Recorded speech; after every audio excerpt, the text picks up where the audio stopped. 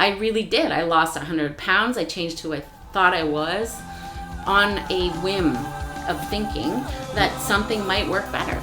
Get inspired. Transform your life. Welcome to Best Interest Radio.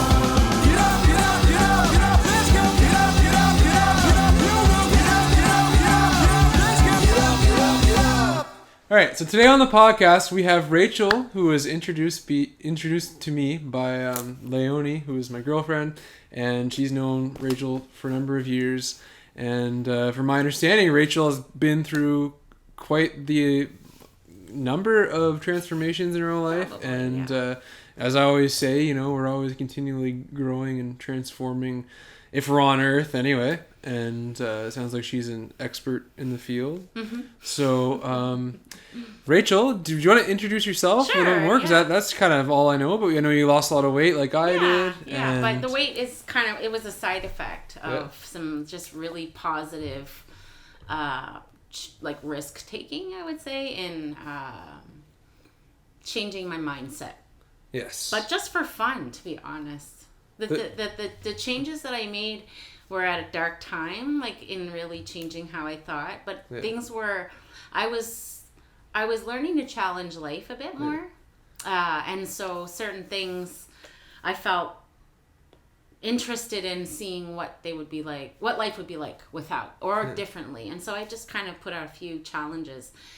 I went to university late, studied social work. Yes. And what are I'll say first and foremost, the thing we'll deal with is too much information. Oh, that's okay. Yeah. Fundamental and it won't be hard to see. That's but that is the reason for why I'm here to talk in the first place. Yes, yeah, exactly. I grew up with neurological what we would consider neurological disease as a kid. Yeah. I have Tourette syndrome, which was the first installation, which started with tics and then progressed into other neurological symptoms that are connected to Tourette syndrome. So, like, what neurological symptoms? Because I think for the audience's purpose, I mean, I don't think a lot of people really know much about Tourette's. I mean, it's a rare thing, number one. Yeah. I mean, I was diagnosed with Tourette's. Which is, like, when you said that out loud, I just wanted to jump and click my heels because it's such an isolated condition. It's such something you really grow up feeling like you're the only person on earth with. That was my experience. I actually didn't even know it was a thing until I told it to my psychiatrist years ago, just randomly. I didn't even know why I was telling it to him. Yeah. And because I twitched my eyes all the time. Mm-hmm. I would blink randomly, and I think it was like a coping mechanism for anxiety, and there's like an OCD I don't even know. I just did it.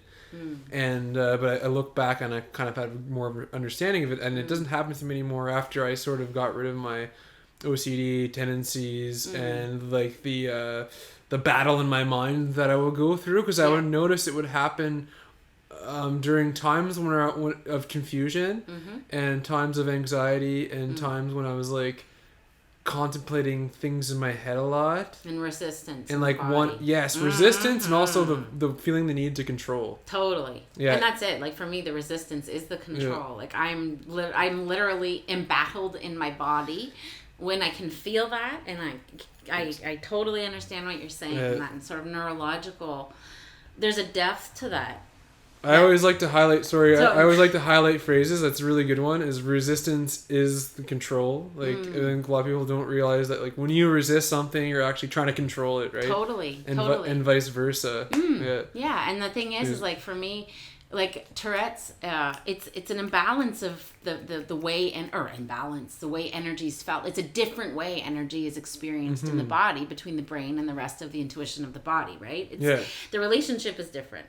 So I act different. I act more impulsive in some ways. I say things out of time in different ways, and so there's just a different rhythm to this neurology. Yeah, I've grown to kind of relate to it with the concept of neurodiversity in my adulthood, because there's a lot more to it for me than there ever was. But I relate to the tics as a coping mechanism, just like you do.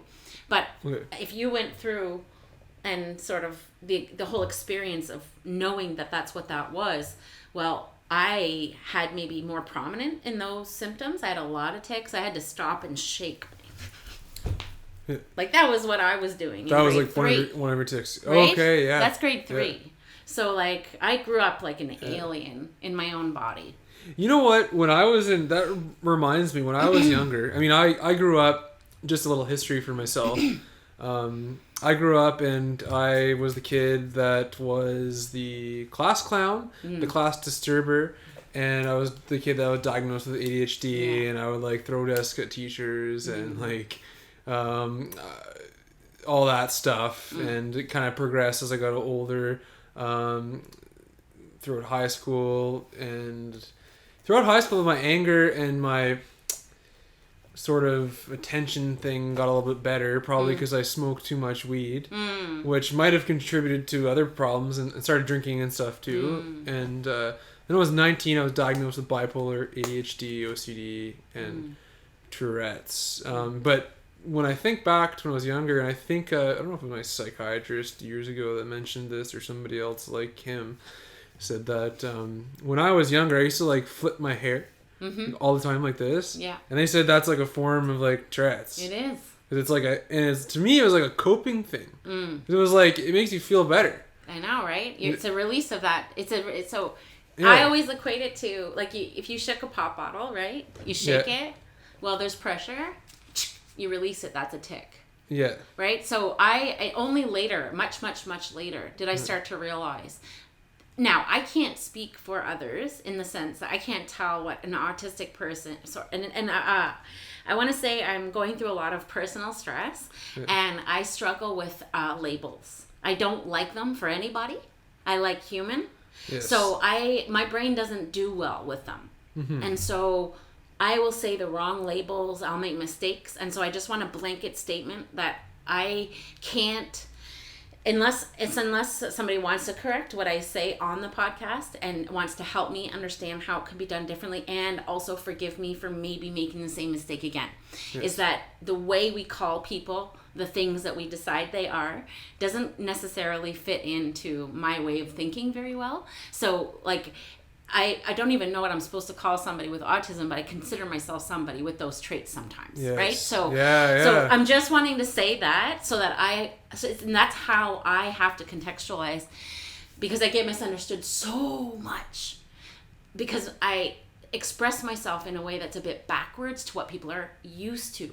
Because in learning to communicate in a socially appropriate way, I had to do it backwards, and there were pieces that were missing. Okay, so this is really important for me. So anyway, I got off track. There's a tangent for you. Well, no, but I want to just have that as a statement so that the people that are listening, if they hear something and they get like they feel like they should hear something better or different, in my communication style, and what I'm doing right now is I'm modeling the way communication can be created.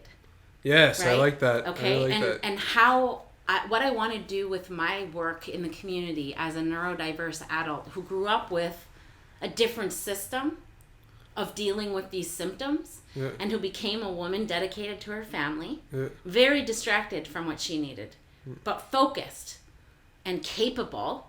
But like, now that I'm in a transformational time of my own, where I'm now chief of my own home, it's really, really important for me. So, I got distracted. Look at this. What I'm doing is trying to help. I'm in an accentuated stress time, and I can't relate well to those labels. So I'm not at my best, and I would express that so that people could hear that I will make mistakes, but I want people to correct me so that I know what they need. Yes. I don't need them. Like, there's a piece where we always seem to be in discord. Like, where I'm always misunderstood. Yeah. But anyway, so that's too much. So then No, that was really good. I made myself nervous trying to explain that. No, that was really good. You said a lot of good things there. Okay. But I really relate to what you were saying about how, like, you're not a person who does well with labels. I don't. No. Now, I can, like, totally relate, because growing up, like I told you about my past, I was that kid who always got in trouble at school. I only got officially expelled once the last 2 weeks of school. Yeah. And then my mom actually took me out of school one year because I really had a hard time like with authority and my teachers and stuff, and some of them were nice to me and the ones who weren't really were not nice to me type thing. And I remember out in school one day. I don't know how old I was. I was probably like 10 or 12 years old if I had to guess. And I go home and I had already seen, I think I must have seen some doctors and psychiatrists and stuff at that point, because I go home and I speak to my wise old grandfather, who's a very wise man, and he's like, I don't know, talking to me about how I got in trouble at school. I forget what it was I did, but I was suspended, and that's why I was home. I had to stay home with my grandparents for the day. And he was like, oh, it's because I have ODD, I said. And he said to me, and I'll never forget this, like, it was the way he said it and the way he looked at me. He was like, son, there's a name for everything these days. He's like, the fact is, you did something wrong, and you need to own up to it. And you need to, like, change and do better next time, because you can't go on like this for the rest of your life. And I was like, and that, like, hit me, like, in a way, like, it never has before. Obviously, it impacted me to this day, because I'm still talking about it, but as I got older and I got diagnosed with my conditions, like, I fit the traits of somebody with bipolar. I fit the traits in the spectrum, somebody with depression, anxiety, OCD, and all that. And now I don't. But I mean, in some aspects I do. But like, of the bipolar, for example, the grandiosity, some might say I still have that. But I mean, number one, it's definitely not extreme. And number two, all the things and all the big ideas I have, I actually just do them. Like, I just put the work in and I make it happen. I lost the weight. I have a podcast now. My band's doing really well. My business for massage therapy is doing really well, and like, that feels great. I have a lot of stuff I'm creating like that's doing really well, and so like, is that even on the spectrum? I mean, there you can, like, I think each and every one of us on Earth is on the spectrum of something.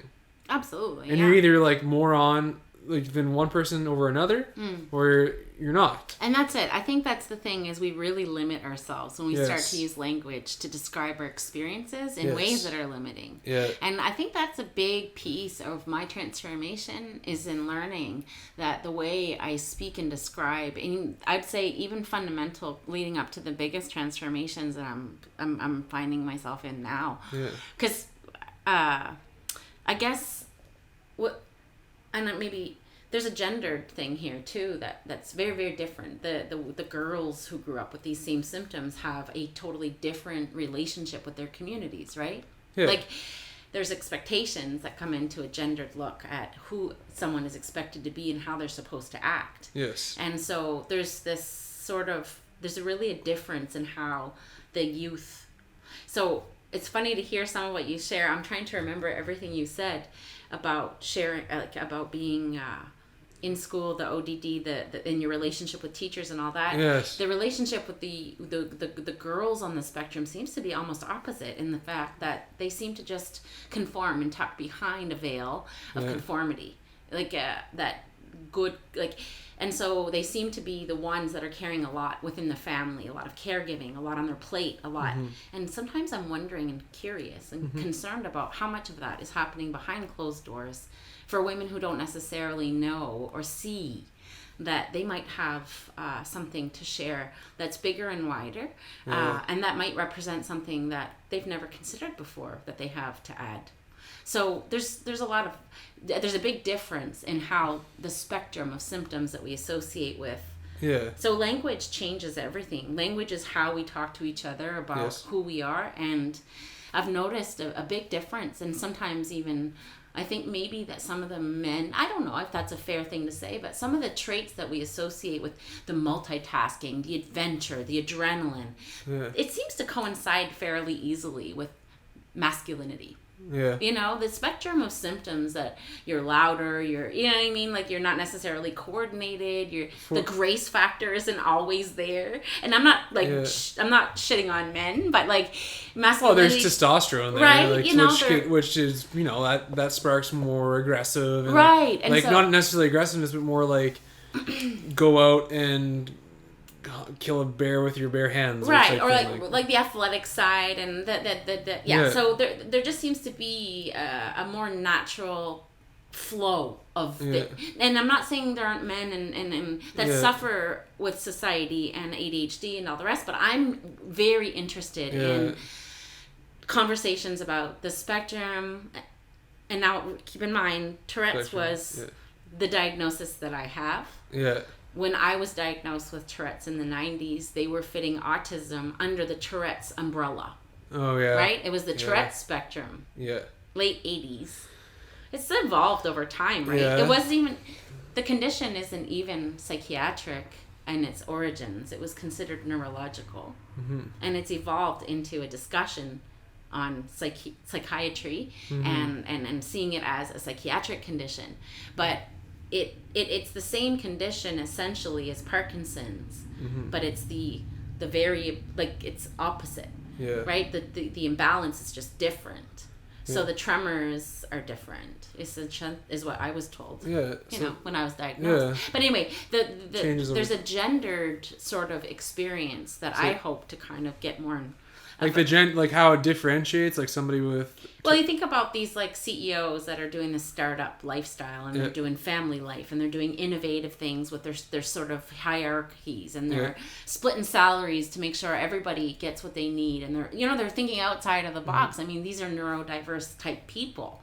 They're creating new platforms. They're creating new ways to do business. I mean, that kind of tends to be the type of person that's pushing that forward, is somebody that's got abstract thinking, and they're innovative, and there's a lot of neurodiversity involved in that type of work. Yeah. So I see that. I'm curious about how we may have taken interest in these traits, but not from a female perspective. And so I want to try to help ask the question: do we have visionary women just sort of waiting or not necessarily aware of the fact that their ability to juggle a lot might also have been missed essentially in the sort of public environment, the economic space, and they may not even consider that they would want to be focusing on a career aspect of their life, or contributing in maybe visionary ways to things. I only say that because that's who I was. Yeah,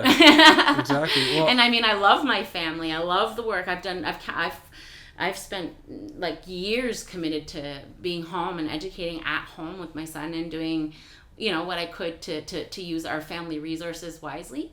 But I am very, very interested in liberating innovative thinking people who may not understand that the transformation that they wonder about, or they might, some people might wonder what the heck happened to me, because I really did. I lost 100 pounds. I changed who I thought I was on a whim. Thinking that something might work better. Exactly, yeah, that's amazing to me. I remember you telling me on the phone how, like, when you were 100 pounds heavier. So I was 100 pounds heavier, but that became, I needed to get out of my home when we were having stress. And so how long ago was that? That was in 2016 16 or so. Okay. So like 4 or 5 years ago. Yeah. So I was just sort of needing a space for myself and to get some air after the long day. And so I started to walk. Then I love to challenge myself. Always have. I was around, like, now the weight doesn't really matter, but like I was severely overweight. Yeah. Okay. And that was literally just sort of a building on of layers to protect myself.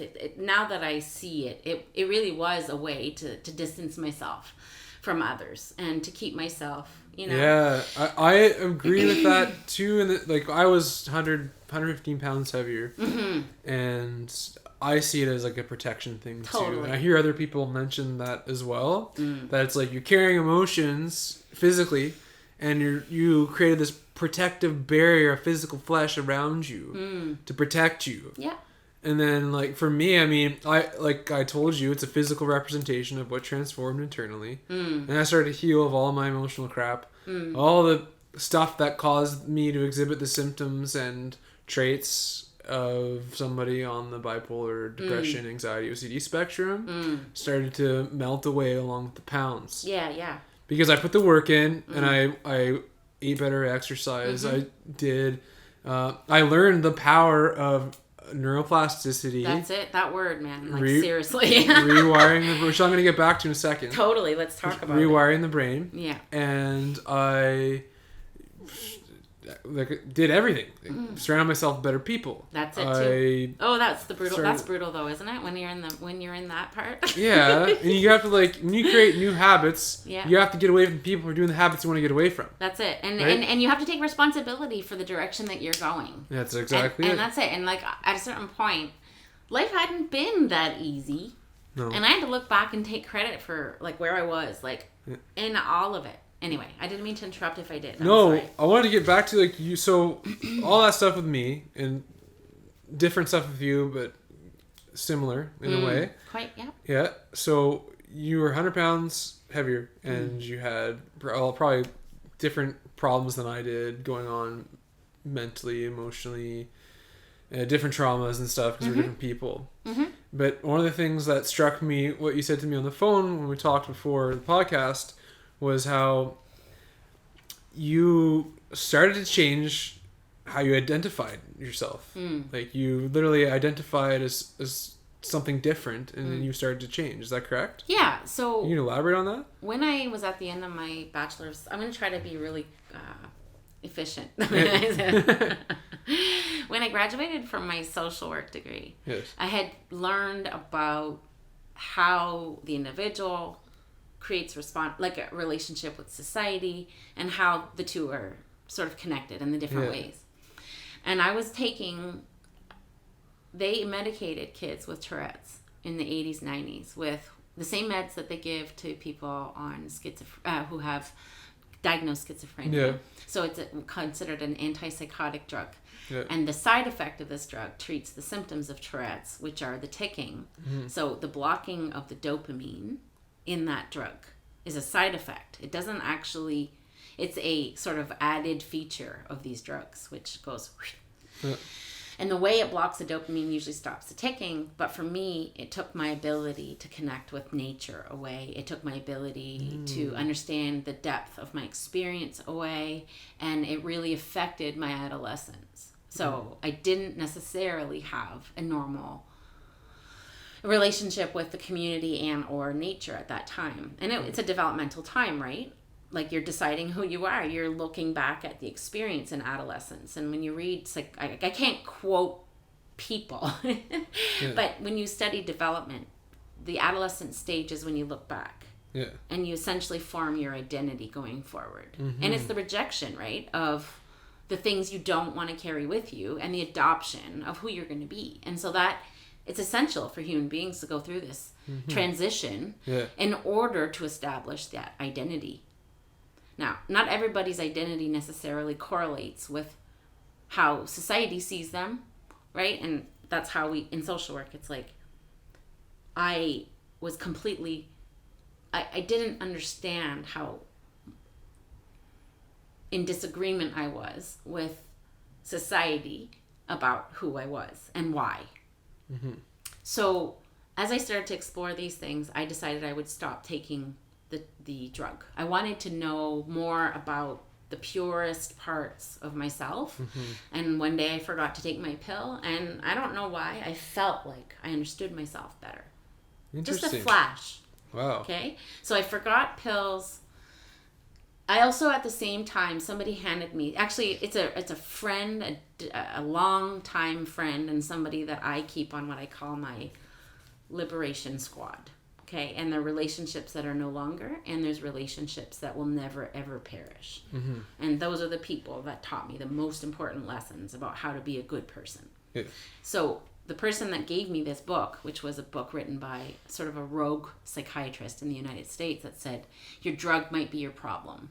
And so I read about this drug and what it was doing to my mind and how... The book on the specific drug? It was a book that touched on all psychiatric drugs and looked at how they affect you and what the withdrawal is. And so my choice was to cease to take the drug after I had been through my degree and sort of had an understanding that there's probably a major sort of influence that this drug was having on my life. And so that was probably the first major transformation that I went through, which was from being disconnected from myself to reconnecting, and just a flash like that. I would say I met a really cool naturopath around that time who described me as an onion as well. So that imagery came into my world. Yeah. And I started to want to peel back. Yeah, peel back the layers. Totally. Yeah. And I was a very... And cry as you do it. Totally crying as I do it. It's like onions. And I'm like, crap, how many more layers is there? Anyway. So as I start to explore a different way of seeing spirituality and seeing myself as a spiritual being, because I had always been Christian. Yeah. And I then had to transition away from, not away from Christianity, but away from limiting myself to Christianity as far as the spiritual expression of myself. And that was hard because salvation is like, you've got it made. Yeah. You're like, no, man, I'm Christian. I got it. I'm bought with blood. Yeah. I've got this. Yeah. I got to be a good person and I got to show up on Sunday. I gotta make sure I got enough food to feed a whole other family because that's what the potluck requires. And I gotta represent at the altar call. But you know what? That's how I felt about it. It felt ingenuous. I didn't like how church felt. Yeah. It didn't feel real enough to me. Yeah. So it just ended up being something that I also needed to understand differently. And I pursued that. And I learned a lot more. Once I finished studying social work, I started to study philosophy. Because I was asked questions about who I was in my degree, and I really wanted to know the truth. Yeah. I wanted to know who I was. Did you major in philosophy? Or no, I didn't. I don't have any formal philosophy education. You did it on your own? I did. Oh, good. Interesting. Yeah. And so what philosophy helped me to do, and I've been all around. I've been down the Krishnamurti, because I had a professor at University of Moncton who was phenomenal. Yeah. And I was terrified of him at first, like everything. I'm afraid of everything, and then I just get over it. It doesn't matter what it is. I get over it, But I'm just like, he was so advanced, it seemed, anyway, in his thinking. And his questions were like, about culture, about how do we decide, who we are and why as a group of people? What is culture and what does it do? And, the thing is, that's really the major catalyst for me in transformation about probably the most prominent neuroplastic moment of my life was when I looked my own culture in the mirror, and started to understand that there were big parts of who I was that I didn't understand. I think I got off track. No, you're on track. I'm on track. Yeah, you're talking about the Christianity, right? So how you got religion, you started to discover philosophy, right? So which is part of your identity that you're changing. True. Now, here's a really interesting question. I guess a point of interest. Yeah. When I had to transition from my past, feminism also came into my world. So I started to understand social work with a feminist perspective, and started to see everything from a gendered lens. And once you start that shit, you do not stop. That stuff, you see it. Because it's everywhere, all right? So when you really start to internalize feminism, it's really hard to not understand it and to see it and to kind of carry it, right? And I also think, and put a little bit of thing, feminism is a lot better for guys than guys understand. Yeah. And I want to try to help guys understand feminism better. That's another thing that's really important. The true, authentic feminism is like... It's not been... It doesn't... the same way some things don't work well for women in society, feminism doesn't work well for men in society. Yeah. So we just need to be able to find a way to translate it so that the resistance isn't there. Yeah. I really hope I can do that. Because I am a little bit of a nerd about information. Yeah. And I think if guys understood what feminism really is at its core, without the sort of radical nature of how it gets changed and becomes an agenda, is that fundamentally freedom is acquired when we can actually see how we discriminate each other. And I am learning a ton from guys right now, so anyway, but well, I was gonna say, just to add to that, really, like, I mean, people judge so quick and they tend to stigmatize everything, so it's true enough. I mean, we're all working together, people like you and I, to end stigmatization and totally end the quick judgments. But go ahead with it. So the quick judgments is a huge piece in the experience of being on the spectrum. So that's major. The uncomfortable conversations don't not happen in my world. So it's easy for me to talk about whatever, and others don't have the same in the same way, right? Yeah. So that uncomfortable conversation is essentially how I arrived at creating a value for my bastard communication style. Well, people are so used to robotic communication. Yeah. That like anything outside of their normal patterns, disrupts their neurological patterns. They don't know how to respond to it. And there's a felt sense to it. They know it's different immediately. Yeah. And if you come at that difference with a sense of doubt of yourself, you become suspect. Yeah. You become pointable, like excludable. You become irrelevant. You lose your legitimacy. The things that you want to say no longer have a value, and because you've decided to sort of interrupt the communication, there isn't necessarily a flow of information. So that's the kind of the shadow side of things. Yeah. That happens all the time. Absolutely. And that's why it's a lot easier for me to facilitate open dialogue with others, because I know exactly how people are excluded. And so I do the opposite. Yeah. So you probably help a lot of people open up. I do help people open up. Yeah. I'm not perfect and I make mistakes, and some people think I'm a bitch. Yeah. Is there anybody that doesn't make mistakes on Earth? There's if so, nobody. email me. But that's the reality. Like, I take a lot of risks because I don't really have a chance. I don't have a choice. I am like a bit of a rogue scientist sometimes with trying things, then alternating, trying something else. Because you have to be. Yeah. There is no custom fit for your rhythm doesn't quite fit. And we don't know why. Exactly. Anyway. So let's go back to the... Distracted. No, it was good. Yeah. Life is like, I like to see it, we have our main quests and there's all these side quests, and conversations are the same thing.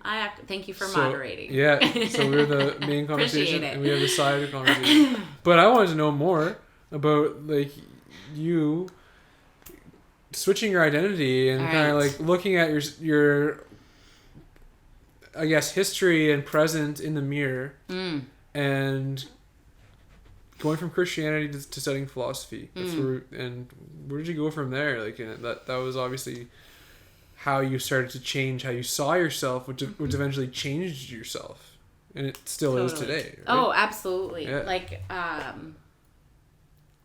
well, I went through the withdrawal of the medication because I wanted to do that. And that's a significant piece of this journey. Yeah. It's a significant moment. I was living where I didn't feel my fingernails or see clouds. Yeah. And then all of a sudden I could see clouds and feel my fingernails. Yeah. But that's a very subtle way to describe. I've heard others describe I guess the bipolarity. Yeah. The good dragons and bad dragons. I know exactly what you're talking about. But it all arrived for me. Yeah. That arrived. So I had about 6 months of real adjustment. And when you take a drug that suppresses your dopamine, your body's used to overproducing just naturally to compensate for the block, right? So it's trying to produce dopamine, even though it doesn't do it very well to start with. Yeah. But it's trying to do it, and then so it masks, and when you take off... You flood? Yeah.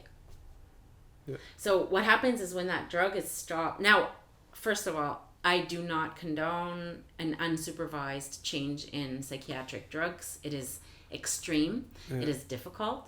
It is not doable well if you don't have the right supports in place, and it's dangerous. Yes. However, that's a long time ago.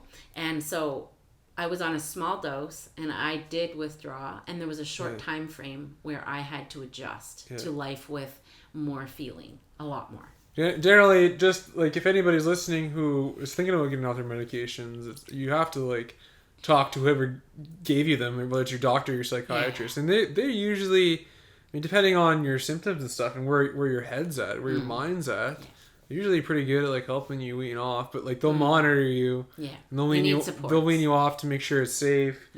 We need more supports for that type of thing. We need more talking that way. We need to talk mental health in that way. Like I didn't have an identity to mental health symptoms.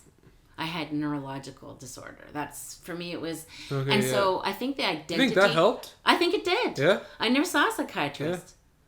Yeah. I never did. I didn't have that stigma necessarily. I mean, essentially, pretty much most mental illness is a neurological disorder. It's in the brain. You know, they can't even point to where depression happens. Yeah. Like, they can't actually pinpoint precision. So there's a lot more I wonder about these things. And, like, my relationship with the transition and the identity was...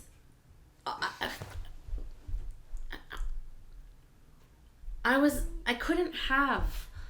didn't get a lot of enjoyment from life. Yeah. I couldn't relate to others. I wanted to be the type of person. I saw and experienced people who entered a room and who were able to positively affect others, who were able to leave others feeling good when they left. Yeah. And I envied that. I remember thinking, I wish I could do that, because I always would mess up. I was stumbling socially all the time, in every direction. And I remember thinking, I wish I could get to a point where I could leave people feeling good about interactions instead of the opposite. Exactly. And that was like when I was probably like in middle school. You know, like... It all starts with the question, right? Yeah, and it then does. You start to figure out the answer. I'm an incubator. So like, I wanted to start surfing 10 years ago, and I just found a discount surfboard. So within 1 week, I got dumped on text. Okay? I'd been waiting for stuff to happen this summer. And within 1 week, I had my wetsuit and my board, and I was booked in for a lesson. Did you go? I did. Was it awesome? I've caught waves. Yeah, right on. You That's know? awesome. Yeah. I'm doing it. Yeah. I went to Lawrencetown. I spent the day, and I loved it. And I decided to be a surfer because I decided to be a runner. Yeah. Because I decided to be a human being. Yes. That's what happened. Yeah. I'm sorry. Yeah, I kind of feel like I'm on a pulpit, but that's what happened. No, that's I can decide I want to be a surfer. Yeah. I can decide I want to be an artist. Yes. I can decide that I want to be single. Yes. I can decide that I want to feel free. Yes. And that I can love my life just like everybody else. Yes. That's the only thing I did different. Exactly. And everything else, after you figure that out, changes. Your ability to decide what you want, where you're going, and how you're getting there changes, because you're no longer limiting yourself. Exactly. And you have to take that initial risk. Yeah. Can I just talk one other... Like, this transformations word is really important, because as I start to like meditate on just that word itself, all the significant moments come out.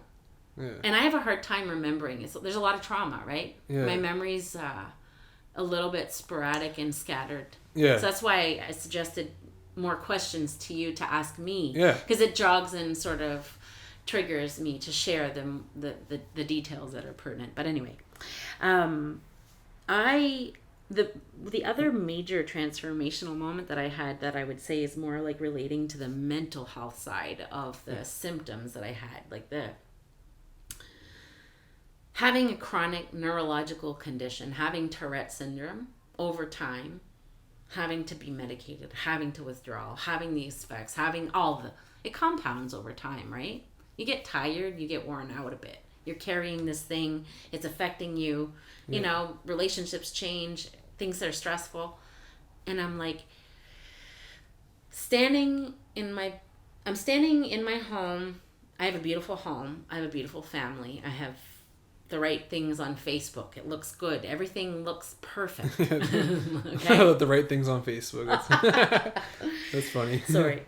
But that's how it is sometimes. I know, that's why I laughed, because like people can portray themselves as one way, well, not even on Facebook and in person too. Unintentionally creating an avatars of ourselves. Yeah. And unintentionally creating a shallow offering. Yeah. Not even consciously aware of how we're truncating our connections with each other. Yeah. We don't talk anymore. No. Like, we really don't. And it's a problem. But anyways. We talk at each other, not to each other. That's it. Yeah. If I tell you I'm having a horrible time, you're going to find a way to beat it. Yeah. And not you. Yeah. But the general you. Yeah. And I have found reason enough to stick my foot in that door and say, I'm not going to misrepresent things. So, language is important. Anyway, I think I might have jumped around. Did you, I wanted to talk about how... That's a key thing that comes up, seems to be, when I'm having these podcasts, is the deciding for yourself. Yes. Because for me, I mean, I decided what I wanted for myself. I wanted to be healthy, happy, and free. Mm. And all of a sudden, I started putting in the action to make it happen. Mm. The right people came along the way to help me along the journey. Yeah. And I accepted their help. Yes. And I'm in that phase. Accepted change. You know, you embrace the unknown. You embrace that darkness, which is really just like, you know, I see it as a canvas. Mm. The unknown and the darkness, like stepping into something new, is a canvas, a blank canvas, and it's waiting for you to paint it, and you can paint it into whatever you want. Totally. And it's all about deciding for yourself, and that's just a key thing. It's like all I did was decide for myself, and I honestly realized the power of my own mind. That's the thing. Yeah.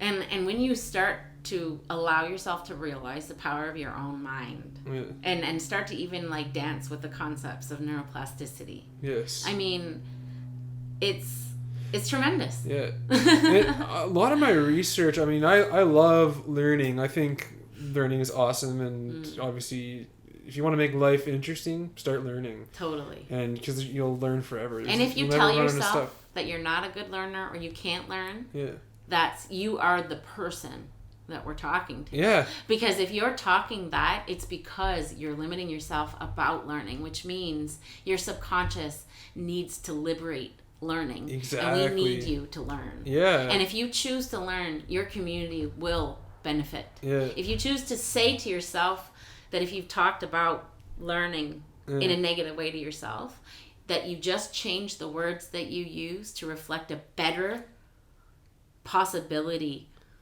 like, on yourself. Yeah. That's actually what I did. Was just, I never had access to athletics. I never had anything, no inclination towards. I just decided because I thought, why not me? Exactly. And then I did it because I started to talk. I kept my shoes close to the door. I never ran at a gym. I didn't pay one registration fee.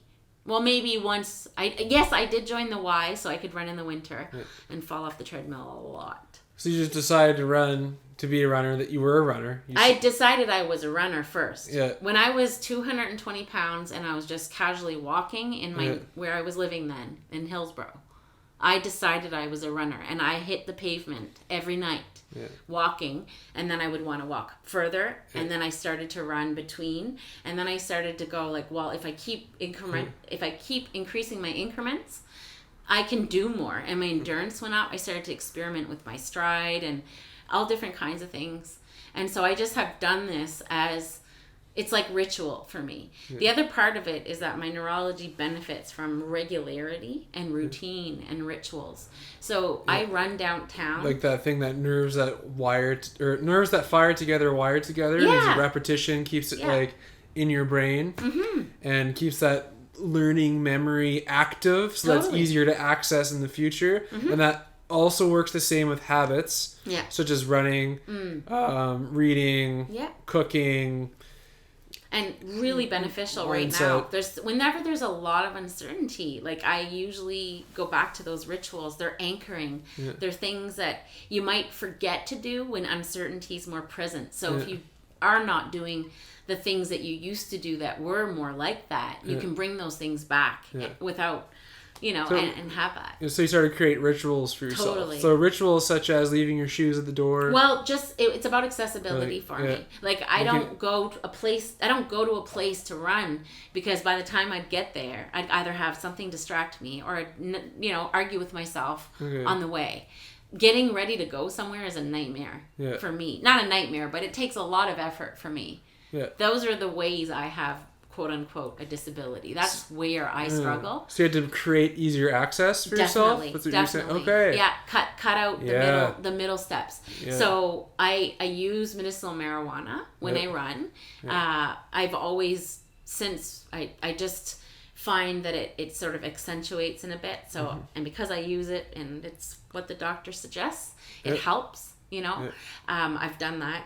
Just a micro dose, one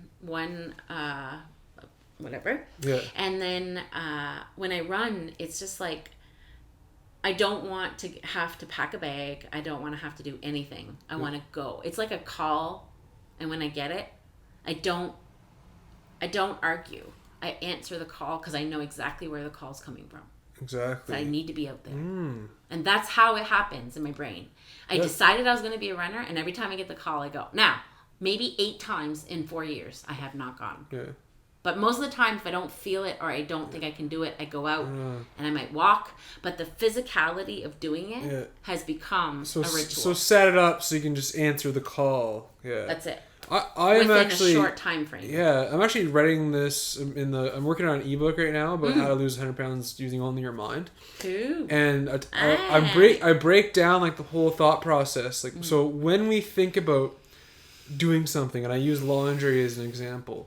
So we picture me sitting down right here, and there's the clouds of like thoughts floating by my head. One's like gym, one's bike, like cycling because I like to cycle. One's music, and one's work tomorrow. One's like clients I got to book and call back, and they're all just floating by. And then there's one that comes along that says laundry. And so we know through our neuroassociations which of these are priorities. We can choose to ignore which ones are floating by. But like and then through our conscious awareness, because all of this that I'm talking about is subconscious that's going on, right? I'm just sitting on the couch watching TV, reading the newspaper, or talking right here. So through our conscious awareness and our conscious decision and attention, we can choose to pick one of those clouds and zoom in on them with a magnifying glass. Right. So that one being the laundry. And so we pick the laundry down, bring it down. We know we need to do laundry because if I don't do laundry, I'm going to wear a mustard-stained shirt to work tomorrow. And my client's going to not want to come back because I smell like mustard. Right. So I need to do laundry. And that creates a reason. So I connected a reason to do laundry, which drives more of an action to make it happen. But and then which makes it easier for me to get to actually doing the laundry and having it done, right? And so that is a really important piece because like when we decide to do something, the more reasoning and meaning we have behind it, the more it's going to drive our subconscious action to actually go and do it. Right. Because laundry, it's like riding a bike. It's automatic. If you've ever done laundry in your life. I mean, I assume most people know how to do laundry. If you don't, there's probably a Google for that. That's probably a YouTube video for that or whatever. But anyway, so that is key. It's what I realized, and I really like to break things down like this because it helps me just realize things more and like understand it better. And I think when we break down things, we can simplify it. Make things more complicated can actually help us simplify it. I agree because then when you understand the elements of something, when you understand the context, the full context, then you can understand how things relate to each other. And that's the power of my brain. Is in the really, I'm an encyclopedia of probabilities of human behavior. Because in studying and just sort of being there and looking is, anyway, I don't know if that's relevant. I'm sorry. Well, it is. It's like just patterns and probabilities when you observe a certain amount of, like, it's hard to explain how I know how people tend to act in a lot of situations. It's a very strange, but I was thinking about it today. I'm like, what makes me so apt at predicting certain things. You know, I mean, I've never really been into the sort of occult, like, psychic stuff. Yeah, it's like so, but I'm very intuitive. There's no doubt. Yeah. I mean, I can feel and sense things from people, and I'm... Yeah, anyway. Yeah, well, I mean, you can feel emotions. I mean, if you think about it on a neurological perspective, emotions are a neurological and chemical response. Yeah. If that's in the air, you know, we could theoretically, physically feel it if somebody's in our presence. So this is the other thing, like, when you're saying, like, that, like, when you transform, that you have to make a decision about who you are and how you are. Yeah. There's a big difference between considering yourself to be an intuitive person and not. That's a huge personal transformation. Yeah. And it's interesting because... Are you talking about using, like, considering yourself, like, identifying with yourself as being intuitive in order to help you versus not? I think I know what you're talking about because... okay.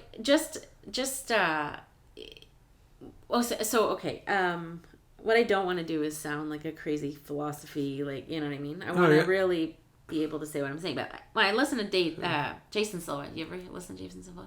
No. He's maybe, but one of these, know. like, Instagramians, sort of. Yeah.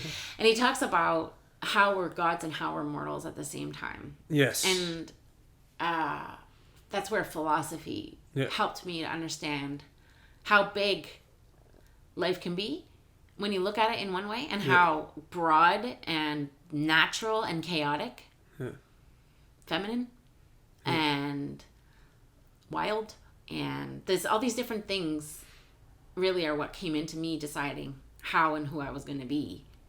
And then understanding too that I have to be able to manage that relationship between being anchored and able to communicate in a way that's a lot more reduced and a lot more truncated and layman's terms, they call it. Layman's terms. Anyway, so... Which brings... Okay, so the laundry. The laundry thing. Yeah. What was I going to say? Oh, yeah. Because you were talking about how you created, like, rituals for yourself to make it easier to access. So that when you got that ring in your head to go running, that you would actually go and do it. Rather than... It wasn't hard. Yeah, exactly. And so what I was saying is, like, how... I talked about the laundry thing, how, like... You know, we have the thought that floats on by, and then we can zoom in on it. Now, the thing is, like, once we decide to do laundry, it's not actually our conscious mind going up to do laundry. It's our subconscious actions. It's like riding a bike. It's automatic. It is for most people, like I said. And but if you don't know how to do laundry, then all of a sudden that's where the problem is. Right, because all the... Yeah. So for somebody like you who didn't know how to run, or didn't know how to do anything to run or whatever, or for me... I didn't know how to eat better or work out more efficiently. Right. Or know about learning neuroplasticity and all that stuff. So you have to create these rituals or these new subconscious habits and patterns. You have to learn them and ingrain them in your subconscious, then they become automatic. And essentially what you did. Totally. With running. And that's just one example. No, that's great. But yeah, so that's exactly what you did. I started to learn that the places where I was resisting things were really fruitful places for me to put my focus and energy on. Yeah. And so, that's what I did, was I started to understand my thinking and my thoughts by observing that. Yes. As it happened. That's so key. And Krishnamurti's writing on thoughts was really beneficial for me, because he started to say that we stop there. Like a tree. You say a tree's a tree. You go, that's a tree. All right. And a discussion, that's a tree. Got more stuff to do. That's a tree. Yeah. But if you really stop and understand what that does to the tree, does it not limit, like, almost everything about it? Yeah. When you call it a tree, you're essentially committing, Krishnamurti would have said, an act of violence to call a tree a tree. Yeah. Because you take that tree's identity and you decide that you are better than anything else to decide what that is, and that's it. Right? That's your opinion. Yeah. In a sense, it's a projection of what you believe to be. Now, I would you could describe it a million ways if you're a writer. Exactly, right? Yeah. That's what writers and poets do. And And that's the thing. It's like when you start to realize the way we impose ourselves on ourselves and on other people by limiting and by projecting. And I'm guilty. I have done this. I have had to learn this. I still catch myself doing this, right? So, and where does this all come from? Us limiting ourselves and projecting it, like projecting ourselves onto others, projecting our beliefs, projecting our perception of how we think life is or life should be, or of how we are. I mean, this also brings us to, I mean, like how we see ourselves is actually like kind of how, not only how we see others, but also how they see us. And also like how we, one of the big lessons I've learned is growing up, I was picked on as a kid because I guess like anybody with behavioral problems and all that jazz is going to be picked on. They'll call me a spaz and whatever other stuff too. And I was different. I had a different way of thinking than anybody else. It's unique, you know. I'm totally a nonconformist. I go against the grain, and I found that part of that was good, and the other part was I did not see myself as my true worth and my true value. Totally. And I saw myself as lower than other people, and because of that, I must have projected something to where I either allowed those people in my life who actually did see me as lower than them, or they, I kind of just gave that off, so they actually just like they saw that because reflected it back. Yeah, because like they reflected it back. I mean, like you're the one that says that you're lower than us subconsciously. Like, so we're gonna treat you like that. Yeah, type that's thing. it. And it's never an unsaid thing. It's just something that happens. But when I let go of that, and I went through a period where I didn't even have any friends. Yeah, you kind of have to when I was transforming big. Exactly. Yeah. When you go through a period where you have essentially nothing. Yeah. And in order to get friends back, I had to like start believing that I could have friends and visualizing the kind of friends I did want and how I saw myself. And the more I did that, the more I focused on that and recognized that and brought awareness to that, the better friends like I received, and like now I have actual authentic friendships, not people who are assholes to me. Even though we were kids, but what happened when we got older, teenagers, and even like into my adulthood. And some people are still in relationships that keep them in those places. Exactly. So without that understanding that those dynamics and those are patterns that can change, that you can decide that they change, but that great transformation, true, is very possible. Yeah. So do you think? Like, at what point did you start to see more value in yourself?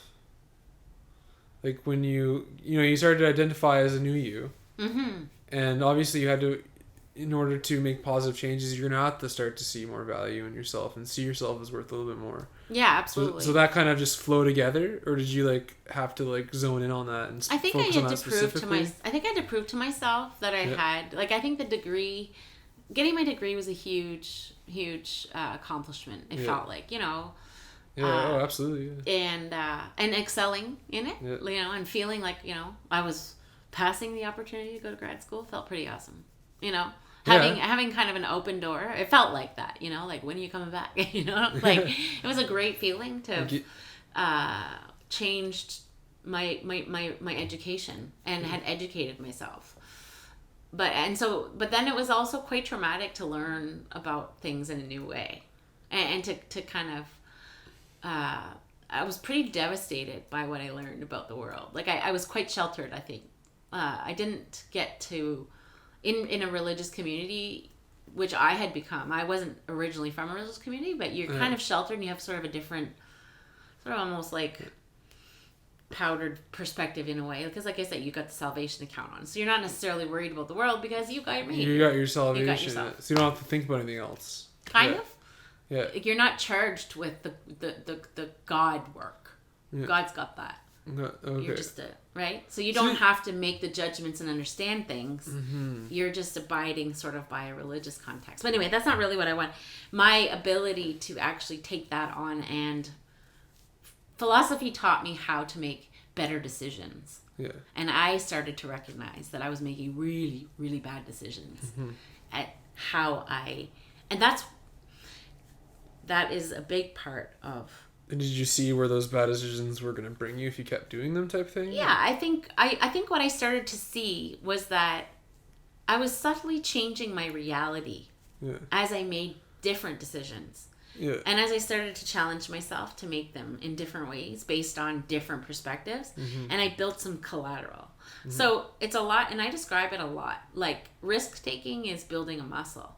If you're not used to taking risks and you're afraid of stretching yourself out too far, you're not going to do it easily at first. You're going to lean into the unknown, so expect it to feel like shit. Right? I'm sorry, but expect it to feel terrible, because it does. Because you're leaning right into the great wide open. Oh, yeah. Right? Yeah. And your brain is going, when you talk about pathways, it's going, you don't do this all the time.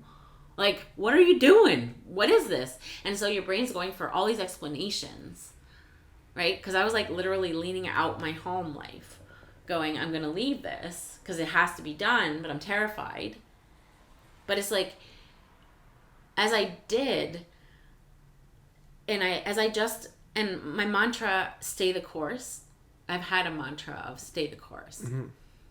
Because a dear relative didn't in the past. Yeah. And then the understanding of giving up and how the darkness can take you, but that you can also change what the darkness means. You can transform it. And so I lost somebody really close to me because of a decision that the worth wasn't there. Yeah. And I established the worth. It was a moment for me in the bath, in the shower. I tried to start talking about it earlier, and I forgot myself, and I got distracted. Well, here we are now. There, okay. Which is not funny, and I'll just... my guardian angel is my grandfather in heaven, always has been. Yes. Ever since he left the earth. Yeah. And there is definitely... I can't really, like, we learn from the indigenous people that ancestors help us and we're guided when we, we have relationships with people over time, and epigenetics help us to understand that trauma comes from one generation to another, and I've always felt like somebody that could break patterns, could change things, could make a difference, could be the different one, because I was so different, always. Yeah. Nothing ever really resonated in a way that was, like, close enough that I couldn't challenge things in a way, right? So I was in the shower, I was depressed, postpartum type of very, very, very dark, but, like, things were okay. Like I started to say, the house was beautiful. The landscape was updated. Everything was working Your Facebook fine. profile was the great. Facebook was good. Yeah. Nobody got it. And my choice was, I could feel the physicality of the sadness. I was feeling sadness as such a physical experience at that moment, that I almost could even feel it like a presence. And it was probably the first time I felt it in such a cerebral way. Like, felt sense when you're meditating. Like, completely connected. I just decided, I guess I remember I was reading about Tonglen practice in meditation, where you actually willfully bring in the negative so that you can transform it into an offering. That you make it of yourself a transformational vessel. So you remember an old negative memory or type thing to transform it? It was like a feeling of physical pain, and I just turned my body around. And when I did that, I was actually not running away from it anymore. Like, if it was on a line, I was making a decision not to run from the feeling of sadness. Yeah. And it was a really big moment for me. And I remember feeling it like that. It was just actually like I was standing facing the water, and I just turned myself like that.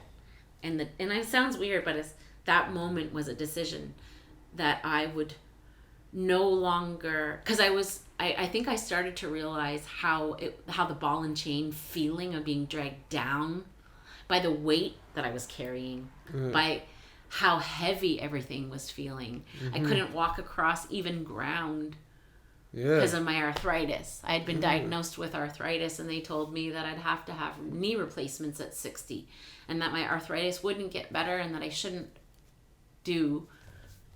run. So that's when I just that's when I see how scattered my memories are. We need to recapture everything in a more concise way. No, this is fine. Did this all happen in the shower? Like this realization? Realization. Where like you turned around and like faced your sadness in the darkness, and you had this like big like epiphany. I did. Like I've had a lot of epiphanies though, like because. But that was like the pivotal moment. It was a huge moment because I used my body as a tool to change my space. Yes. And to sort of like motion became. Yeah. And I think there was some momentum built there. Do you think that like almost the running was like metaphorical for like running towards like the new you type thing, like the new life? Every run. That occurs to me every run. So you set that intention specific. That is what I'm doing, and that is in part. And it's not hard for me to get out there. I've had so many people tell me how inspiring it is. Yeah. And I would be inspired by me if I was watching me. So why wouldn't I not do it? Yeah. Why wouldn't I do it? That's awesome. And some people have criticized me. I've heard, I would never run downtown. I'd never run on the street. People looking at you, and I'm like, you ever go in a gym and try to use a treadmill? It's a nightmare. And I can run outdoors, fresh air, no matter when in the year, except in the harsh of winter. Exactly. I'll be happy there's a YMCA with a track this year. Oh, right on. Yeah, build a new one. That's right. That's it. It's awesome. Anyway, but so I do it. I get the call and I go, and it started with using my body, and really I would say the major transformation over time has been in learning that this body is the best gift I've ever had, and I can use it in ways that I never understood. Absolutely. And I'm learning so much more. I'm so excited. Yeah. Because what I'm learning is that I've always been in survival mode, because the learning happened in a way that was kind of in survival mode, right? Like I didn't necessarily get taught to in a way that was favorable for my learning style. Yeah. It's a story of generation. Yeah. And my generation, that's kids like me, right? Yeah. And so in any case, the learning came later because I started to put myself out there to learn. I was going to ask you the radio analogy. Right. Okay. That the body is that the body, that I can tune the body into the station that I am identified to. Meaning, right? So I don't need words for it, but I know who I am and I know what I am about. Yes. And sometimes, because I have an awkward relationship with my community because of my weird rhythm, different beats. Yeah.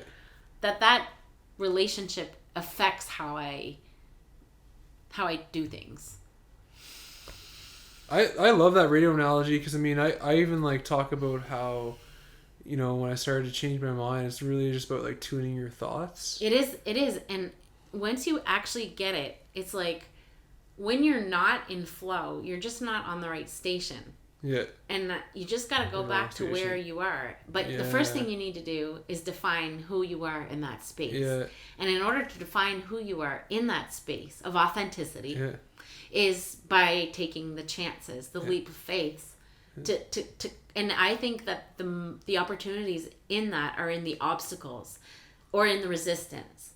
So if the negative narrative is I'm not an artist, or if it's I wish I could do art, or I wish I could that, or whatever it is that's a negation about something that you can't, like, there's no doubt in my mind I'm going to write a book. I don't know how I'm going to do it. Okay, you're just going to do it. I'm going to write a book because the whole world talks to me about the book I'm going to write. So I am suffering while I have not written that book. But I know that I'm going to write a book. That's how you can start your book. Well, right there. It's true. I gotta say, I will advocate for people who need an advocate. Yeah. Like I will always try to hear people who feel invisible. These are things that I can't. But anyway, it's I might. Tuning. So I'm having a hard. It's actually too late at night for me to keep organized. It's okay. I'm struggling. I just want to ask you a couple more questions. No, I don't even worry about it. Okay, you're it's gonna just be like, able to. You're just it's all good. No stress whatsoever. Yeah. I just wanted to ask you a couple questions about that. So the radio analogy is like, where was I gonna go with that now? Jeez, I forget. But I was gonna ask you back to that running thing because I don't know. Running seems to be like this analogy. I love analogies. Yeah, me too. I love like metaphors and all that. I mean, I'm a musician. I write poetry, and lyrics and stuff. But so running. I mean, I feel like some people could like. Maybe you running towards something, running towards their new goal, and use that as like a sort of intention and tool. Because I'm all about like setting intentions. Totally. It's such like an important thing. Like if you adding meaning to things that you're doing affects the outcome physically and like even just in situations like because it's gonna drive you more. It's gonna like lay out things more. Yeah, it's true. And so I feel like when you have the intention of when you're running that you're running towards something, that's really good. But just occurred to me while you were saying that earlier, I feel like some people could run and use that as a way, not even realize that they're running from something. Yeah. Like maybe they're like addicted to running. Yes, actually, and, that's true too. And they're like running from something. I think so. And I mean, that's just that you could do that with other healthy things. Yes. Like, but that's just what came to mind. Yeah, it's true. I think so. I mean, I've actually asked myself that question only because I have I do lean towards, I have to make sure that I manage my instant gratification. And that's one of the ways that I parent myself all the time. And my son. We know that there is a tendency, when there's that sort of grab for dopamine. If you don't have it, it's maybe looking at an iPad or it's looking at my phone, that stuff is important. And as I've learned about, anyway, dopamine and how to like control your dopamine or exactly is that you really do need to push. And I think even not just people with like atypical dopamine. Yeah. Generally, we're quite addicted in society. There's a lot of addiction. Yeah. Checking your phone is you're not checking for notifications. You're reaching for a dopamine. You're reaching for a fix. Yeah, and that's it. And when you reach for a fix, your brain is actually physically creating the fix. Yeah. And it's not different than ticking and stimming for that's the other thing. I had my disclaimer earlier, and I don't even think I said the thing that I wanted to disclaim. Okay? That's the reality. So here it comes. Here it is at the end. But like, I can't speak for people with autism. No. I don't even know if I said it right. That's the reality, right? Yeah. But stimming and ticks, to me, they're like two similar things. People who have autism are comforted by having water and touching water, whatever it is, or lights or different things that create that experience of dopamine. Yes, absolutely. Creates it. It brings it. The tick helps you to create the dopamine by breaking the compounding of your energy. Yeah. Right? So it isn't unlike like this. Oh, no, I haven't done that for a long time. Yeah. Be careful not to start ticking new ticks. Yeah. But like that I did in school. Well, I get a rush. My body gets a rush of dopamine when I do that. Yeah. So like that's like a... Actually, it's interesting. Yeah. Well, I mean, by not ticking, am I increasing my depression? By suppressing my tics. Yeah. I just had this realization. Yeah. When I stopped taking the meds for tics, I stopped ticking. But I would say that I have a harder time to keep my thoughts organized, and I wonder if I started ticking, for like I the would dopamine find it easier to communicate. Yeah. If I ticked first. Maybe that's it. I wonder if that's why I blinked. Yeah, maybe. Like to kind of create that dopamine response. And I also had a breathing thing for a bit too. I find breathing's an important thing to think about when we talk about the spectrum too. I wonder if the neurology actually encourages us to stop and hold our breath. Yeah. And I think intentionally creating breathing that's healthy, and we do it here in our home all the time. Yeah. And use mindfulness too. And well, have you ever heard of what's the name of it?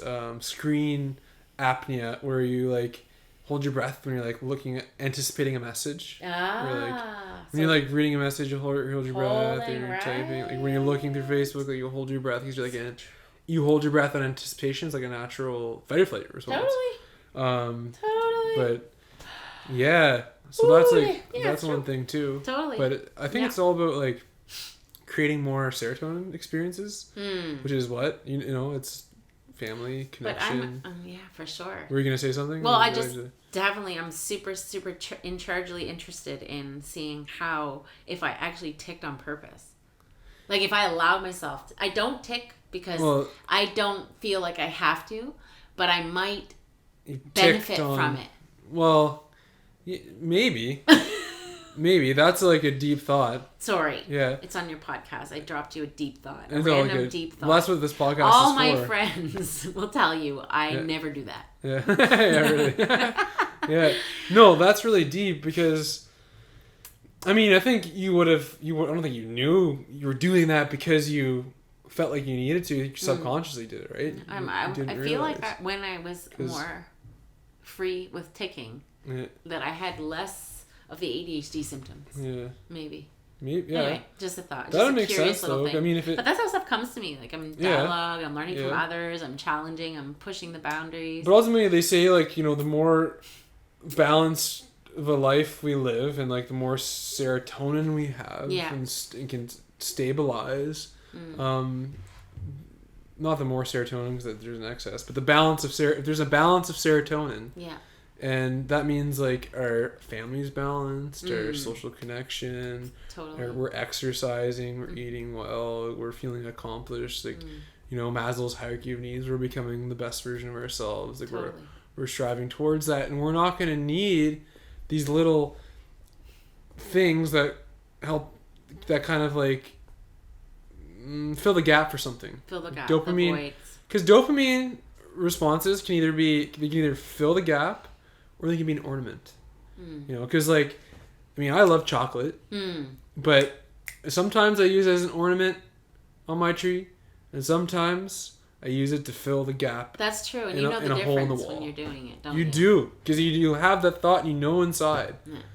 Like, it's just, and it's about recognizing that. Totally. And kind of like, I think part of not doing dopamine habits, whether it's smoking or because all of smoking, sugar, food, ticks, pretty much everything's dopamine response. Like checking your phone, the more kind of, you know, you're doing good when you don't feel like that. Yeah.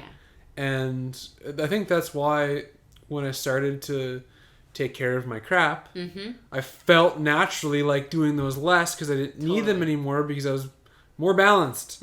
I was like, I actually had the real, authentic drug, which is lasting and forever, the serotonin, which is my family, friends, sense of self, all that good stuff. And then you can enjoy these little dopamine fixes together. Yeah. And some of them are unnecessary. Like, I think my ticks were unnecessary. Yeah. You know, smoking was unnecessary. Totally. And, all that stuff. Yeah. And some of them can like be. I think it also is brings up an interesting point for me that, like, autism and the spectrum, we sort of it depending on who you talk to, it's not necessarily limits to biology, right? It's a culture, it's an identity in of itself for the people that have kind of grown, and so how you transition into sort of the autonomy of the experience and owning it, right? I think some people see it as pathological, like as though it's a condition, and others choose to break that mold altogether. And I find myself more comfortable not seeing the neurology as a disorder or as a pathology. Maybe a consequence of stress over time, maybe even maybe generational stress, like you know. But it's I do think that we can also things don't have to be good or bad all the time, you know. There's a real, like, you can really give yourself a lot more freedom by thinking the way you suggested, in that knowing why you're choosing something becomes a really powerful observation. Absolutely. Because you could go, I'm going to do this thing that's bad for me, and I'm going to do it. Like, I've been drunk twice in my life because I just don't like the feeling of, like, how that feels. But, like, I'm going through kind of just a feeling of, like, healing and a phase of rest after a lot of burnouts. And I got, by mistake, I didn't know I would, but I got day drunk by accident. Okay? And then I just, like, realized I had drank too much. I went to bed, slept it off, woke up and had a hangover in the same day, and I thought it was hilarious. I loved it. I think it's happened to a lot of people in the past, at least. When I drank, I did that for sure. But it's just, it's like I can celebrate that too. Oh, absolutely. Whereas previously, I would kind of like, oh my God, look at you now. Like, you're like sitting on your deck by yourself, having a beer. You're not even thinking about how much beer you're drinking. And then you're like, what if something had happened? What if somebody had come by and wanted to talk to you? Like, you know, previous thinking. Anyway.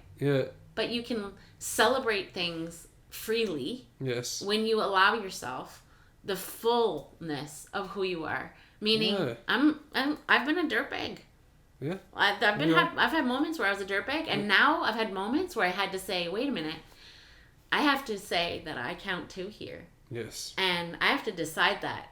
And I have to own that. And that shit stinks when you haven't done that. That is hard stuff. Yeah. And we've all been in those moments, like those highs and lows. And I used to be so... My relationships with other people and successful conversations were the most important thing for me. I defined myself by the successes that I had, and there were so few of them. However, when I decided that I mattered too, and that the value that I had was that I interrupt this weird status quo. Yeah, you know? I think that's awesome. Yeah, right? That's actually how you make changes. Like, if you want to change a bad behavior, you interrupt the pattern. Yeah, and what has this culture done to earn anything more than what I have to say? Exactly. That's all I'm saying. Yeah. What has proven the dominant status quo? What has proven to me that Hollywood culture has more for us than what I have to say about growing up as the person that had to watch from the sidelines and had to decide to exist in a matter despite the community that really made me feel like I never would. Exactly. Okay? Now, I'm not blaming people, but that's what it's like. You know? Yeah. And the decision to become something of value within that structure inspires the people that you are inspired by. Exactly. That's what's happening to me right now. That's good. The people that I'm connecting to are the people that I'm inspired by.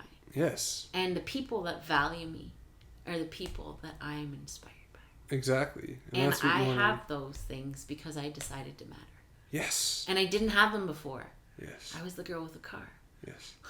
Because you decided. That's good. I had decided I'd just be the girl with the car. Yeah. But now I'm the girl with the surfboard and people to hang out with. Hell yeah. Right? Yeah. And this is just the beginning, right? It is just the beginning. Yeah. This goes on for as long as you want it to. Right. And it's really, really it's powerful and it's for everybody. Yes. That's the thing. Yeah. It's just that we decide it's not for us. I think people decide that they can't, and then they don't. But what if you did? Or you can let other people decide for you, which is a form of deciding. True enough. Yeah, you're right. It is actually. To not decide is definitely. Yes. To stay silent and not decide. I've been on both sides. Yeah. Like really. Yeah. Like it's. And yeah, it's building muscle. It's building it's failing so that you can learn from where you hit the pavement. Exactly.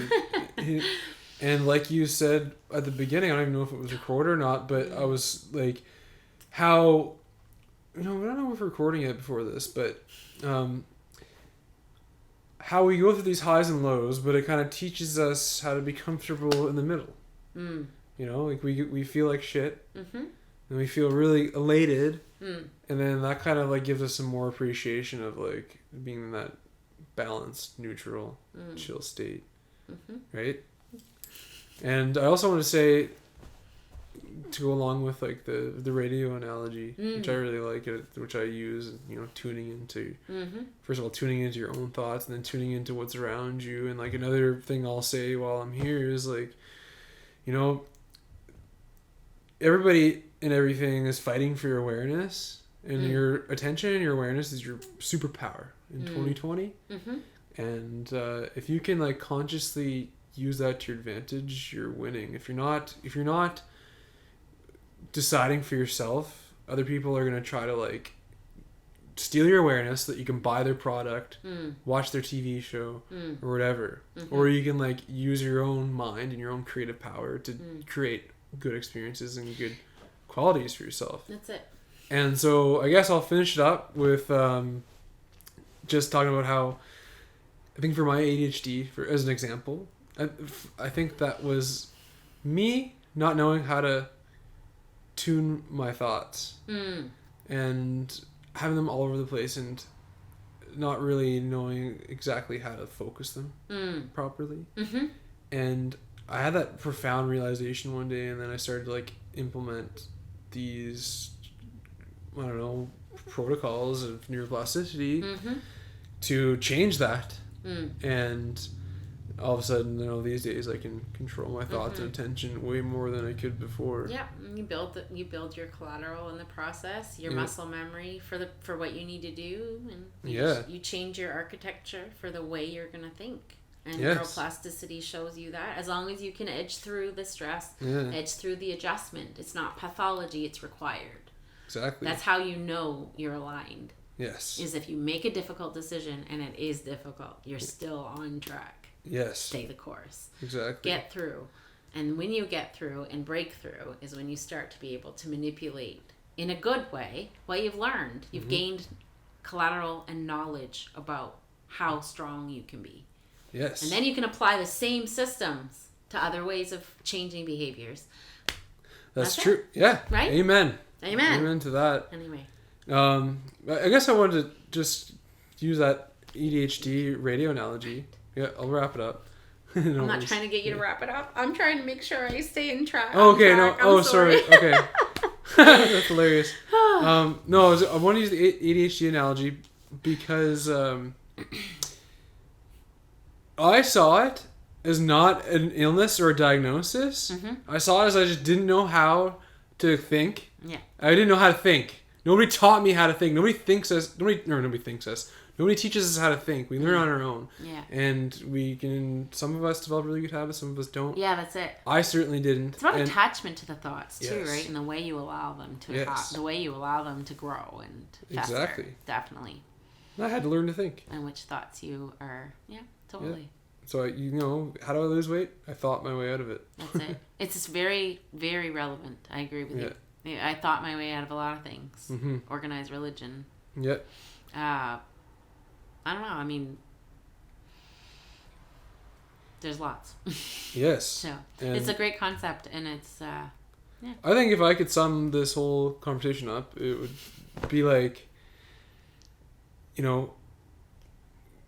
as soon as you decide something and start to like believe that can happen, and changing your thoughts, you can really become whatever and whoever you want to be, and you can change any sort of like physical or mental or relationship in your life. And even if it's a little bit better but still sucks a bit, you can still keep getting better. You're already, but if you are 100% dark, and you choose to try light, you're already light more than you were. Exactly. Right? So the choice is, you're already tapping in, you're manifesting the minute you decide. That's right. And all you need to do is grow in the new pathway. Yes. And so it really does flip right there. Mm-hmm. That actually reminds me of something. So there's, times we're in the flow state and we're doing really good. And we're in that mental state where everything, we're thinking good, like we're feeling good, feeling healthy, sleeping well and all that stuff. And then we might fall off track. But if we can like remember and tune in to how we felt during that time and try to remember what were we doing when I was doing really well in my relationships, career, hobbies, and so on. How was I feeling? What was I thinking? What emotions was I going through? If we can go back to that and try to remember it and then implement it in the current moment, then we can recreate that scenario, and so that we can kind of use that in our current situation, so we can improve that, and we can improve it from there if we kind of have that intention to do so. Totally. Right? So, yeah. So, I think that pretty much wraps it up. Do you have anything else you want to add today, or do you want to read the poem? Yeah, sure. Why not? Yeah. I guess the other thing that I was gonna say was, I guess this is really good to follow up on what you were saying about thoughts and how. So Rumi, I studied mindfulness with the Iris Center in Fredericton. Yeah. And they're amazing. And so both of these poems came to me when I was learning how to think as well, or learning different ways of thinking. I don't like to think that there's one right way of thinking, but that's the thing about thought, right? Right. Yeah. But anyway. Well, no, these poems are a good way to end it. So read them up. So The Guest House by Rumi. This, being human, is a guest house. Every morning, a new arrival, a joy, a depression, a meanness. Some momentary awareness comes as an unexpected visitor. Welcome and entertain them all, even if they're a crowd of sorrows who violently sweep your house empty of its furniture. Still treat each guest honorably. He may be clearing you out for some new delight. The dark thought, the shame, the malice, meet them at the door laughing and invite them in. Be grateful for what comes, because each has been sent as a guide from beyond. I like that. Me too. That wraps up everything we were talking about. True enough. Yeah. Is there another one there? The other one's, I mean, it's about what the wound can teach, and Childhood Friends by Rumi. And I'm like in the middle of it when I'm reading from sort of midway down because it's very long. He took out the mirror from his robe where he was hiding it. This is a conversation between friends. What is the mirror of being? Non-being. Always bring a mirror of non-existence as a gift. Any other present is foolish. Let the poor man look deep into generosity. Let the bread see a hungry man. Let kindling behold a spark from the flint. An empty mirror and your worst destructive habits, when they are held up to each other, that's when the real making begins. That's what art and crafting are. A tailor needs a torn garment to practice his expertise. The trunks of trees must be cut in again so that they can be used for fine carpentry. Your doctor must have a broken leg to doctor. Your defects are the way that glory gets manifested. Whoever sees clearly what's diseased in himself begins to gallop on the way. There is nothing worse than thinking you are well enough. More than anything, self-complacency blocks the workmanship. Put your vileness to a mirror and weep. Get that self-satisfaction flowing. Okay, it's getting like pretty... He's quoting Satan. Anyway, okay. Satan thought, I'm better than Adam. And that better than still is strong in us. Your stream water may look clean, but there's unstirred matter on the bottom. Your sheik can dig a side channel that will drain that waste off. Trust your wound to a teacher's surgery. Flies collect on a wound and cover it. Those flies of your self-protecting feelings, your love for what you think is yours. Let a teacher wave away the flies. and put a plaster on the wound, don't turn your head. Keep looking at the bandaged place. That's where the light enters you. And don't believe for a moment that you are healing yourself. That's deep. Ain't it? Yeah, I'm gonna put the text of that in the show notes. Yeah, it'd be great. And I feel like I kind of felt like I needed to hear that too. Yeah, good. Yeah. Allowing my body to be real and really useful. I can read a poem and feel the energy that the poet had in creating it. Yeah, I feel you there. I mean, I think as an artist myself. Yeah. I mean, I noticed that with all types of art. Right. You can and so if you don't know that that's what you are, if you don't know that you're an artist and you're talking negatively about yourself, then it's like that experience of felt bliss. You return that to yourself, right? It's fascinating. Yeah. That thought kept me from feeling something so beautiful as being able to look at a tree and appreciate it for what it is without having anything else come in. That moments like that can be taken because I realized how much they're stolen. That's true. Right? Yeah. So it's very powerful. That is powerful. To understand your wound. Yeah. And to give it value. Wow. Sorry. Yeah, Poetry has to be a part of it. Yes. And I can't write like Rumi. I love that. But I have a way of like curating things to help explain feelings and things that are maybe less tangible. Rumi's awesome. There's like so many different ways that we can experience art in the body. That's but beautiful. It's great. Yeah. Yeah.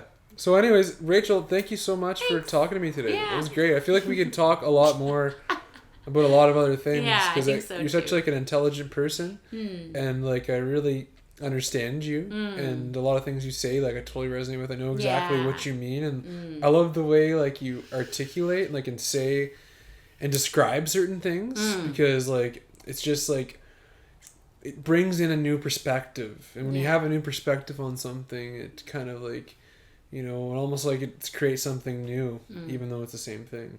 And I learned to travel without leaving and that I think was in recognizing that everything is new unless everything is always actually new, including me. So that's true. It's important to see that a lot of what we believe gets handed down to us. That's right. So in the decision making, we decide changing history essentially. Thank you so much, as always, for listening to Best Interest Radio. If you like listening to the show, please leave an iTunes review. And if you'd like to, you can leave a donation using the PayPal link in the description to support my vision, which I believe is also our vision of creating a better world in our best interest. And be sure to subscribe for future episodes. And if you want to find me on social media, my Instagram handle is bestinterest.me, which is pretty much the same all around.